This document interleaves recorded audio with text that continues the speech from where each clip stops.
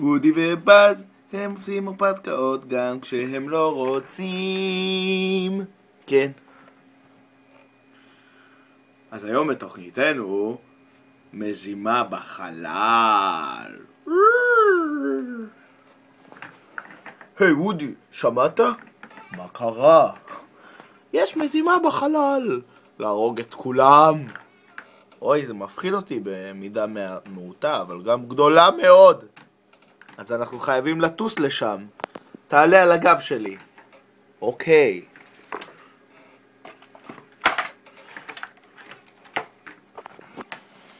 לא ככה וודי. אנחנו לא הולכים לשחזר את מה שקרה אתמול בלילה. למה? מה קרה? אתה כבר לא אוהב אותי. לא. הנה, יש לי קסדה להוכיח את זה. אוי, אני אוריד אותה.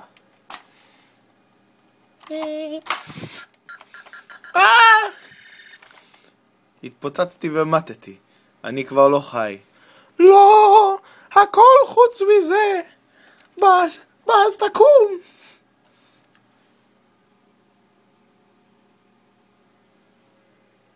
הוא מת. אחרי כל מה שעשיתי בשבילו.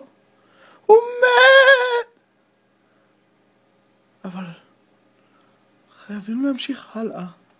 אסור להשאיר חיילים בשטח. אבל זה בדיוק מה שאני אעשה עכשיו. איזה קשיים יש לי. עכשיו אני אטוס לחלל ואציל אותם כמו שהיינו אמורים לעשות. ואז להציל את הגלקסיה.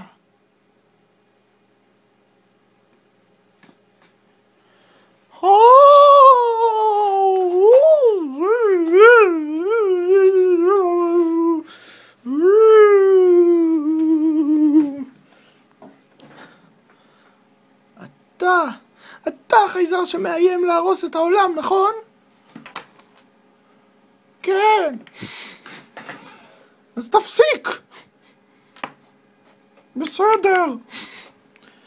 עוד ניצחון לצוות באז שנות אור ווודי אלן.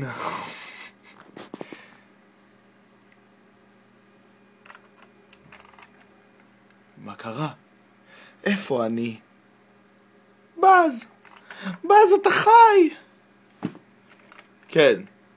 פשוט הפחדת אותי, אז פשוט עשיתי את עצמי ישן כדי שלא תפריע לי לישון, כי אני אוהב לישון. יש לי אפילו גרב שאני שם על הראש שלי לפעמים. זה יפה מאוד. סתום. זה לא הצליח. בקיצור, הם ניצחו את היום שוב.